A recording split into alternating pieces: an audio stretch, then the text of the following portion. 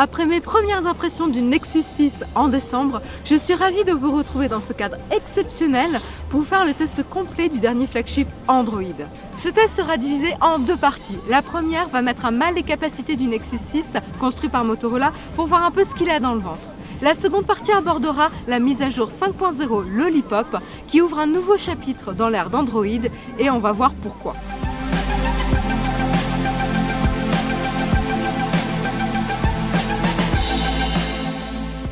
Pour faire ce test, je vais également m'aider de l'iPhone 6 Plus, non pas pour attiser la guéguerre entre les deux OS et smartphones, mais plutôt pour mettre en perspective les spécificités et avantages de chacun, surtout pour les personnes qui aimeraient switcher.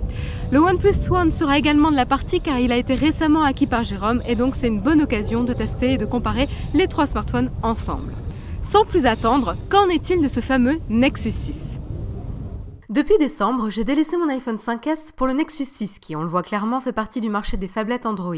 Mais ce smartphone n'est pas juste une phablette, c'est une grande phablette, même plus imposant que le Samsung Galaxy Note 4. Je faisais partie des réticents concernant ce format de smartphone et je suis passée de sceptique à complètement convaincue après plus de 2 mois d'utilisation. En fait, avec la taille de mes mains, c'est plus compliqué d'essayer d'utiliser l'iPhone 5S à une main qu'utiliser le Nexus 6 obligatoirement à 2 mains. Au niveau design, c'est un produit réussi aux courbes subtiles et une bonne prise en main grâce à son dos bombé et le logo Motorola creusé qui invite au placement de l'index comme chez le smartphone Moto X. Mais dos bombé veut dire également qu'il ne restera pas en place quand vous le posez sur votre bureau et que vous essayez de l'utiliser. Il va même jusqu'à tourner sur lui-même et ça devient un vrai gag. Et c'est assez bizarre car je n'arrive toujours pas à savoir si je préfère qu'il repose parfaitement dans ma main comme le Nexus 6 ou qu'il reste tranquille quand je l'utilise sur le bureau, c'est-à-dire la plupart du temps. En parlant du dos du Nexus 6, celui-ci est en plastique avec un contour en aluminium qui donne vraiment une impression de sophistication et de solidité. On remarque que l'écran est légèrement bombé sur les bords pour venir s'emboîter parfaitement dans la coque. Les boutons de volume, eux, sont bien situés en hauteur pour facilement y accéder et l'aspect grip du bouton on-off permet de ne pas le confondre avec les contrôles de volume juste en dessous. La prise jack et l'accès pour votre nano SIM sont juste sur le dessus du téléphone, tandis que vous retrouverez 2 haut-parleurs en façade sur le haut et le bas de l'écran qui garantissent vraiment une bonne expérience de son stéréo lorsque vous regardez des vidéos. Mais leurs emplacements symétriques font que de face il est assez difficile de différencier le haut et le bas du smartphone, mis à part grâce à la caméra frontale, ce qui fait que je me trompe souvent de sens quand je le prends. Quant au design général, j'aurais aimé qu'il se démarque et ce point reste vraiment dommage, surtout pour un flagship Android. De plus, le Nexus 6 ne bénéficie pas du moteur de customisation Moto Maker, donc il a le désavantage d'un manque de réflexion design sans avoir l'avantage de la variété de finition qu'offre le Moto X. Surtout que lorsqu'on se remémore le précédent smartphone de la gamme Nexus, le Nexus 5 par LG, il avait lui les finitions d'un grand comme j'ai pu en faire la démonstration dans mes premières impressions. Un dos velouté, un form factor racé avec une vraie identité, alors que le Nexus 6 est un Moto X plus grand et c'est plus ce manque d'identité qui me gêne pour l'image de la marque Nexus. Le rendu général place le Nexus 6 dans le moyen de gamme à 650 € en 32 Go, alors qu'avec 400 € en 32 Go, on avait un Nexus 5 qui avait lui un rendu haut de gamme. On peut donc se poser la question suivante, est-ce que le format phablette justifie cet écart de prix ou est-ce que le Nexus 6 cache d'autres évolutions qui justifieraient son prix? Tant qu'à parler prix, on peut donc jeter un œil du côté de la pomme pour un bref comparatif. Au moment où je fais le test, pour un smartphone équivalent en stockage comme 64 Go, le Nexus 6 est à 700 € tandis que l'iPhone 6 Plus est lui à 920 €. Et même si dans ce test je vais comparer ces deux smartphones, lors de votre choix, il faudra bien remettre en perspective les performances et spécificités de chaque smartphone avec leurs prix respectifs. Avec ces deux smartphones en main, on se rend bien compte que le Nexus 6 est énorme. Il n'est pas juste plus grand, il est également plus large avec presque 83 mm, alors que le smartphone à la pomme est presque à 78 mm. De la même manière, ce dernier sera aussi plus fin que le Nexus 6. Ça se ressent quand même un peu en main et ça n'est pas gênant pour un usage à 2 mains, mais par contre ça peut rendre la prise à une main encore plus difficile. Quant au poids, là aussi Apple a fait un régime avec 172 grammes et vous pourrez ajouter 12 grammes de plus pour le Nexus 6, comme quoi il faut faire attention à sa consommation de Lollipop. Là encore, pour ma part, rien de dramatique, même si je ne rechigne jamais contre un peu plus de légèreté pour mes différents devices. Maintenant, on va aller voir ce que le Nexus 6 a dans le ventre. Niveau hardware, l'écran est un QHD AMOLED avec une définition de 2560 par 1440, tandis que pour l'iPhone 6 Plus, on a 1920 par 1080. On peut ajouter que le Nexus 6 a également une meilleure résolution avec 493 pixels par pouce pour 401 pixels par pouce pour l'iPhone. À ce niveau de performance, la différence tient plus de l'argumentaire marketing qu'à une réelle différence de qualité de rendu. Je ne distingue pas les pixels ni sur l'un ni sur l'autre et l'écran du Nexus 6 est magnifique. Mais ce qui est intéressant, c'est que la technologie AMOLED permet une économie de batterie avec la fonctionnalité ultra pratique Ambient Display. Celle-ci permet l'affichage des notifications en noir et blanc dès qu'elles arrivent sur le lock screen ou lorsque vous prenez en main le smartphone. L'idée est super, sauf que je travaille devant un ordinateur la plupart du temps avec le smartphone posé sur le bureau. Cela m'oblige à le prendre en main pour voir les notifications au lieu d'un double tap comme sur d'autres devices. De plus, la fonctionnalité Ambient Display est trop sensible et se déclenche dès la moindre secousse, ce qui à mon avis ne doit pas le rendre très économique en batterie finalement. Par contre, on peut discuter du rendu des couleurs dont j'avais déjà commencé à parler dans les premières impressions. Et le choc que j'ai pu avoir avec Swarm se confirme, on est très loin des vraies couleurs. Le Nexus 6 a un rendu de couleurs plus saturé et des teintes plus chaudes, c'est-à-dire avec un peu plus de rouge. C'est assez visible quand vous comparez un service sur le web avec son pendant applicatif sur le Nexus 6. Personnellement, c'est un vrai point négatif pour moi car comme je travaille dans ce domaine, c'est assez agaçant de passer du temps à trouver les bonnes nuances et se retrouver au final avec un device qui ne respecte pas les couleurs choisies. Si vous ne me croyez pas, tentez de jeter un œil à Swarm au risque de vous brûler la rétine. En ce qui concerne le processeur, le Nexus 6 passe à la vitesse supérieure avec un Snapdragon quadruple cœur à 2,7 GHz, ce qui ne peut pas faire de mal surtout quand on pense à toutes les animations qu'amène Lollipop, même si cette dernière mise à jour est censée être la mieux optimisée. La mémoire vive, elle, gagne 1 Go de plus. À l'usage, j'ai été impressionné les premiers jours, le smartphone est rapide, fluide et donne une vraie impression de qualité. Attention, ce n'est pas le smartphone le plus puissant ou le plus rapide cependant. Le seul reproche que je pourrais lui faire, c'est les animations de Lollipop. Si certaines rendent l'expérience Android plus fluide, d'autres sont juste là pour décorer et faire ramer le smartphone. Généralement, les seules fois où j'ai noté un ralentissement, c'est par l'excès d'animation de transition due à l'OS, notamment à l'ouverture d'applications. Mais on en reparlera plus en détail dans la vidéo dédiée à la mise à jour 5.0. Au cours de mon utilisation quotidienne, j'ai eu quelques crashs mais rien de très gênant. Par contre, de temps en temps, j'ai le smartphone qui reboot tout seul. Autre point sur lequel je m'interroge encore, il m'est arrivé plusieurs fois en communication d'avoir le smartphone qui raccroche.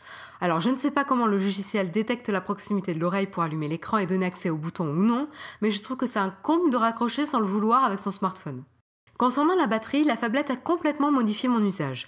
Quand avec l'iPhone 5S, je devais le recharger en milieu de journée pour éviter de tomber en rade dans l'après-midi et surtout faire attention à mon utilisation, avec le Nexus 6, je peux tenir une journée en usage normal et j'ai bien constaté que je l'utilisais plus que mes précédents smartphones. Par contre, après 2 mois d'utilisation, je suis obligée de constater que comparé aux autres phablettes, la batterie est loin d'être extraordinaire et elle ne tient pas la route sur un jour d'usage intensif, ce qui m'est arrivé lors des Tech Days de Microsoft le 10 février dernier. Il ne faut pas oublier qu'il a un écran QHD très haute définition qui va évidemment consommer plus que les autres écrans et on peut s'interroger sur le réel intérêt d'avoir un écran pareil contre un peu plus de batterie. Heureusement, le chargeur turbo livré avec le smartphone vous permettra en 15 minutes de récupérer 6 heures de batterie et c'est quand même bien pratique même s'il est un peu encombrant. En ce qui concerne la photo et la vidéo, j'utilise très peu ces fonctionnalités sur mes smartphones. Pourquoi? Parce que j'ai gardé l'habitude d'avoir mes moments photographiques lors des concerts, visites, balades et j'aime bien changer d'appareil pour être bien disposée à ouvrir l'œil dans le sens photographique et surtout aussi j'aime bien manipuler les réglages à ma manière et c'est vrai que c'est quand même une autre sensation sur un appareil réflexe ou même un appareil compact que sur des smartphones. Donc mes clichés sur smartphone se limitent souvent aux clichés Instagram. Mais attention, ça ne veut pas dire que je n'en attends pas de la qualité. Et c'est pourquoi que dans cette partie, je vais aborder donc les capacités photo-vidéo du Nexus 6 pour voir un peu ce qu'il vaut dans ce domaine. Et quoi de mieux que la station de l'Alpe d'Huez comme cadre pour les tests photos et vidéos du Nexus 6. Ce qui m'a toujours gêné dans la prise photo au smartphone, c'est cette impression de lag lorsqu'on ouvre l'application. Mais depuis l'adoption d'un iPhone, je n'ai plus cet effet et j'ai commencé à trouver un certain plaisir dans la prise photo avec mobile. Mais mon expérience avec le Nexus 6 m'a fait renouer avec cet effet bizarre de vue photo au ralenti que je trouve pénible quand on veut capturer un moment sur le vif. Les crashs sont plus fréquents que sur iOS quand on essaie de faire des prises de vue rapides et avec le Nexus 6 vous aurez toujours un temps de retard, surtout en conditions de basse luminosité où il a particulièrement du mal à faire la mise au point. Lorsque vous tapez sur l'endroit de la mise au point, l'appareil va mesurer en même temps l'exposition par une mesure très spot, qui aura tendance à être trop agressive, ce qui n'est pas idéal pour ce type d'appareil qui n'a pas une plage d'exposition très grande. On peut se retrouver pour un même sujet avec une photo où les noirs n'auront pas assez d'informations ou au contraire vos tons clairs trop pauvres selon l'endroit où vous tapez. Passé ce point, les photos prises avec le Nexus 6 sont nettement meilleures que les résultats obtenus avec tous les anciens modèles Nexus. Il y a donc une vraie amélioration dans ce domaine. On passe de 8 mégapixels sur le Nexus 5 à 13 mégapixels avec une ouverture légèrement plus grande même que celle de l'iPhone à 2 et une stabilisation optique contrairement au Moto X. Vous bénéficiez d'un double flash LED mais je ne vous en ferai pas le test ici car je n'aime pas personnellement le rendu des photos au flash. Vous pouvez prendre des photos au format RAW avec des applications tierces comme Camera FV5 ou Manual Camera, qui vous donneront également la main sur certains réglages. Quand on compare le rendu entre le Nexus 6, l'iPhone 6 Plus et le OnePlus One, j'ai l'impression que le Nexus 6 va privilégier le tout net au détriment d'un rendu plus artistique, avec par exemple une mise en valeur du sujet du premier plan et un bokeh, un effet de flou en arrière-plan. Et quand il y a du bokeh sur les photos, il est moins bien géré que sur l'iPhone 6 Plus. Les couleurs, quant à elles, sont assez saturées et plus chaudes que sur l'iPhone 6 Plus, et on a un rendu beaucoup plus verdâtre sur le OnePlus One. À ce niveau-là, les photos en conditions optimales de beau temps sont difficiles à départager entre les trois. Là, ça sera plus une affaire de goût en termes de rendu de couleur. Mais lorsque vous zoomerez dans le cliché, vous aurez beaucoup plus d'informations dans le cliché du Nexus 6 avec 13 mégapixels qu'avec l'iPhone 6 Plus à 8 mégapixels. En ce qui concerne le mode panorama, j'ai été assez impressionnée. Le mode de prise de vue est très agréable et didactique et le résultat assez réussi.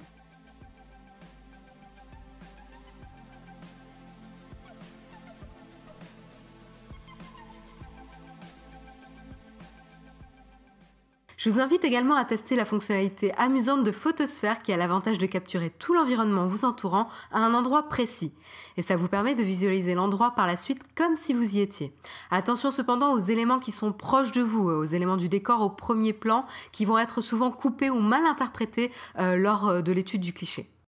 Du côté vidéo, le Nexus 6 propose déjà la 4K, alors que c'est encore un peu tôt pour être équipé de téléviseurs capables d'en tirer parti. Mais par contre, il va se limiter aux 30 images secondes, là où l'iPhone 6 Plus propose déjà plusieurs réglages de 60 images secondes jusqu'à 240 images secondes, ce qui permet de faire de très beaux ralentis notamment. Dans l'extrait qui n'est pas truqué, je vous l'assure, on se rend bien compte que la stabilisation par contre est vraiment dans les choux. Alors je ne sais pas ce qu'il faut faire, s'il faut activer quelque chose ou quoi que ce soit, mais en ce qui me concerne, une vidéo filmée en marchant sera complètement inexploitable dans les vidéos Nowtech TV notamment, mais même juste pour un souvenir. Tous les exemples de photos que vous voyez dans ce test ont été réalisés avec l'application photo native de Lollipop. Ces fonctionnalités sont plutôt standards, elles vous permettent de prendre des photos en mode automatique, mode HDR ou mode focus. Sur ce dernier mode d'ailleurs, à mon avis, c'est confirmé depuis le premier contact. Cette option est complètement gadget et le rendu très artificiel pour rester poli. Et je reste donc étonnée d'avoir une fonction aussi mal implémentée dans l'appareil photo Google. Enfin bref, vous avez compris, je ne suis vraiment pas fan de cette fonctionnalité.